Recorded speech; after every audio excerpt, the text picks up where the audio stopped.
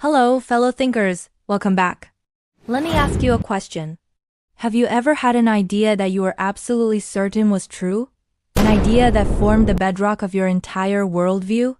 Now, imagine meeting someone who takes that idea, your precious, perfect theory, and dismantles it, piece by piece, right in front of your eyes, until you are left with nothing but confusion. How would you react? Would you get angry? Would you give up? Or would you see it as the beginning of true wisdom? We usually think of Socrates as the ultimate master, the old, wise man who questions others until they realize their ignorance. But today, we are going to look at a unique moment in history. We are opening the pages of Plato's Parmenides, a book often considered the Mount Everest of philosophy. In this dialogue, the tables are turned. We meet a very young Socrates, inexperienced, eager, and perhaps a bit naive, and he is not the teacher here. He is the student. He is the one getting dunked on by the elderly Parmenides, a giant of logic. Why on earth should you read this notoriously difficult book today? Because we live in an age of intellectual fragility. We surround ourselves with echo chambers that confirm what we already believe. Parmenides is the antidote to that comfort. It is a book that teaches us the terrifying necessary art of self-criticism. It shows us that even the greatest minds like Socrates had to go through the fire of doubt to become wise. Today, we're going to survive that fire together. To understand the core message of Parmenides, we have to understand the theory that is under attack, the theory of forms. Young Socrates believes that for every messy, imperfect thing on earth, like a beautiful flower, a just act, or a large building, there exists a perfect, eternal form or idea in a spiritual realm. There is a form of beauty, a form of justice, a form of largeness. He believes these forms are the only true reality. It sounds like a beautiful, spiritual theory. But Parmenides, the old master of logic, looks at Socrates and essentially says, "That sounds nice, kid." But it doesn't work logically. The core message of this book is the crisis of unity. It wrestles with the problem of the one and the many. How can a single form, the one, exist in many different objects, the many, at the same time? If the form of beauty is in a flower, and also in a painting, and also in a statue, is the form split into pieces? Or is the whole form in every object? If it's split into pieces, then the flower only has a piece of beauty, not beauty itself. If the whole form is in everything at once, then the form is separated from itself. It's a paradox. Parmenides drags Socrates through a rigorous, almost exhausting mental boot camp to show him that his intuition is not enough. You cannot just feel the truth. You must be able to withstand the crushing weight of logical scrutiny. The central theme is that philosophy is not a warm bath. It is gymnastics for the soul. It is meant to be hard. It is meant to break your weak arguments so that only the indestructible truth remains. Now, let's break down the three most mind-bending insights from this dialogue that challenge how we think. The first insight is the famous argument, the infinite regress. This is the weapon Parmenides uses to shatter Socrates' confidence. Socrates claims that a large man is large because he participates in the form of largeness. Fine. But then Parmenides asks, if you look at the large man and the form of largeness together in your mind, don't they share a quality? Don't they both look large? Socrates has to say yes. Well, if they both look large, you need a new form to explain why they both look large. Let's call it largeness number 2. But now if you look at largeness number 2, the original form, and the man, they all share a quality. So you need largeness number 3. This goes on forever. An infinite chain of forms. This is an infinite regress. It means the theory is logically broken. The insight here is profound. Every explanation you create generates new problems that need explaining. We often think we have solved a problem by giving it a label or a category. Why is the economy bad? Inflation.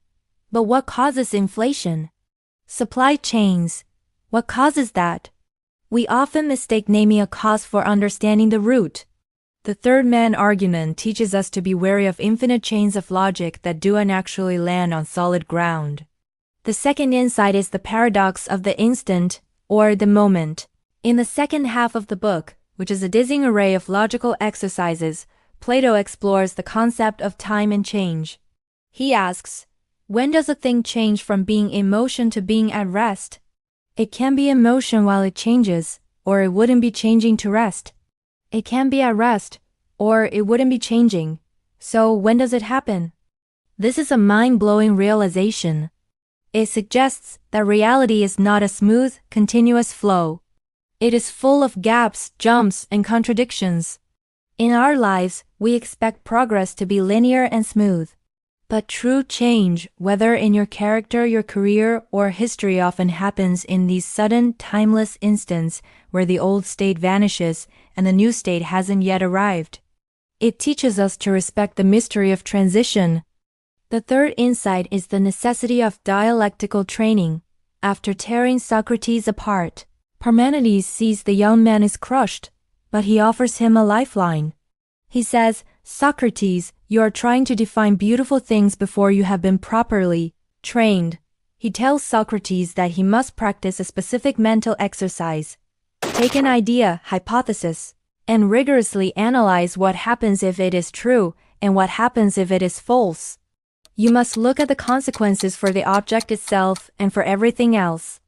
Most of us only look for evidence that confirms our beliefs. I think this business idea will work, so we look for reasons why it will work. Parmenides says, no, you must spend just as much energy analyzing exactly what the world looks like if your idea is wrong. This gymnastic prevents us from falling in love with our own assumptions. The insight is, you don't have the right to an opinion until you can argue against it better than your opponent can. So, how do we apply this abstract, heavy philosophy to our lives tomorrow morning? First, kill your darlings. Writers have a saying that you must cut the sentences you love the most if they don't serve the story. In your life, you have a theory of forms, a set of beliefs you think are perfect. Maybe it's your political stance, your parenting style, or your career strategy. Be Parmenides. Attack your own theory. Find the third man argument in your own life. Where is the logic broken? It is better that you find the crack in your armor than for reality to find it for you later. Second, embrace the instant of change. Many of us are stuck because we are waiting for a smooth transition. We want to move from job A to job B without that scary gap in the middle. Plato teaches us that the instant, that timeless, scary void, is where the magic of becoming happens. Don't fear the confusion of transition. That disorientation means you are in the exaphens, the moment of true transformation. Third, find your sparring partner. Young Socrates became the great Socrates because he met Parmenides. He met someone who didn't coddle him, someone who was intellectually tougher than him. Do you have someone in your life who challenges your intellect? Or do you only surround yourself with people who nod and agree? Go find your Parmenides. Find the person who respects you enough to destroy your bad ideas so that your good ideas can survive. The dialogue ends in a strange way. It doesn't give a final answer. It ends in a maze of contradictions. But that is the point. The young Socrates leaves this conversation exhausted, confused, but stronger. He realizes that the truth isn't a trophy you pick up. It's a muscle you build. Plato's Parmenides is a tough book. It refuses to hold your hand. But it offers a promise. If you are willing to endure the discomfort of being wrong, you might just build a mind that is capable of understanding what is real. Don't be afraid to be the student. Don't be afraid to get destroyed. That's how you become a master. Thank you for thinking with me today.